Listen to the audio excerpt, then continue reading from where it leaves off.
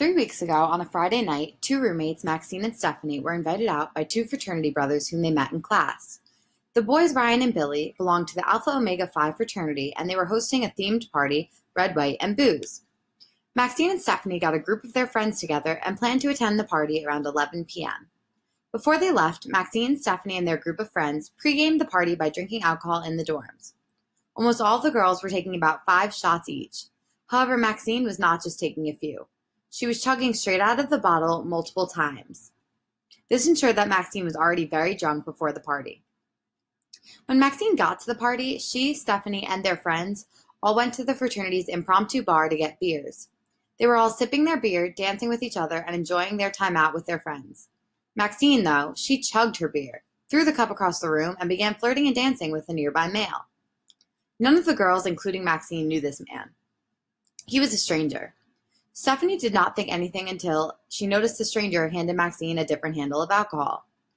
She began to chug it and began sloppily making out with this stranger. For the next hour, every time Stephanie looked over at Maxine, she had a new bottle of alcohol or was kissing the stranger.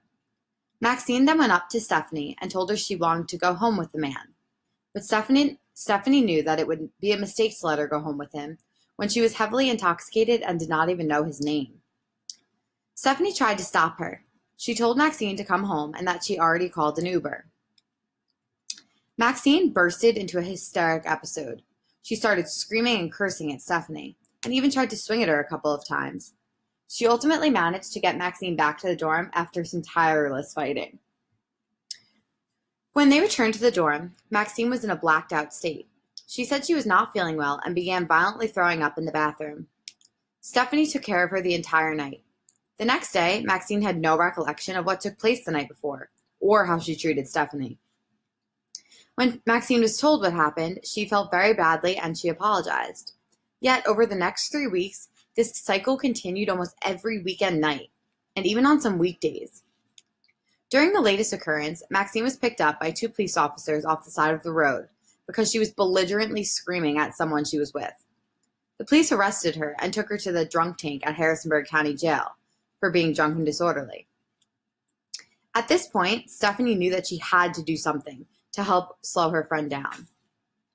She realized how much worse and how dangerous this situation could get, but did not want to get Maxine in trouble, cause tension in their living situation, or get herself in trouble for drinking in the dorms or for underage drinking.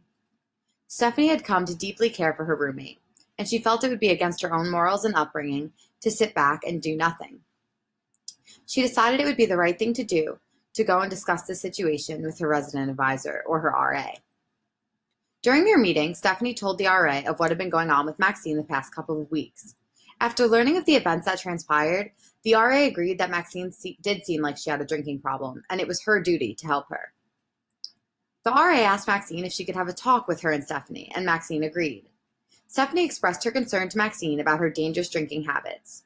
The RA asked Maxine about the frequency and quantity of her drinking. Maxine continued to deny that she had any type of drinking problem and did not need any help. Initially, the RA was unsure of what the correct choice to make was. Does she report Maxine's negative hazardous occurrences to the Office of Residence Life and give her a strike, or does she just focus on giving her the help that she needed? Needing more guidance on how to handle the situation, the RA relayed this information to from Stephanie to the hall director in charge of her dorm. The hall director agreed that Maxine needed to be helped and asked Maxine to have a meeting with him and the RA. During this meeting, the hall director tried to get Maxine to open up about why she was drinking so much lately, but she was very hesitant to give out any information. At the end of this meeting, Maxine upheld her argument that she did not have any problem. The RA and hall director solely wanted to place focus on Maxine's safety.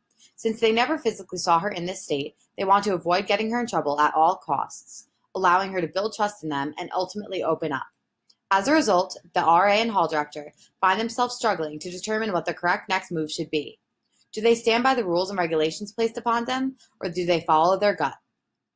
They know they should not continue to deal with this on their own, but they do not want Maxine to get into any trouble from the hall director's supervising office. Their RA and hall director are now stuck.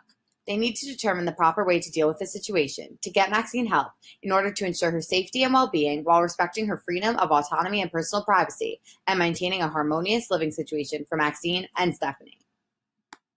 Created using Powtoon.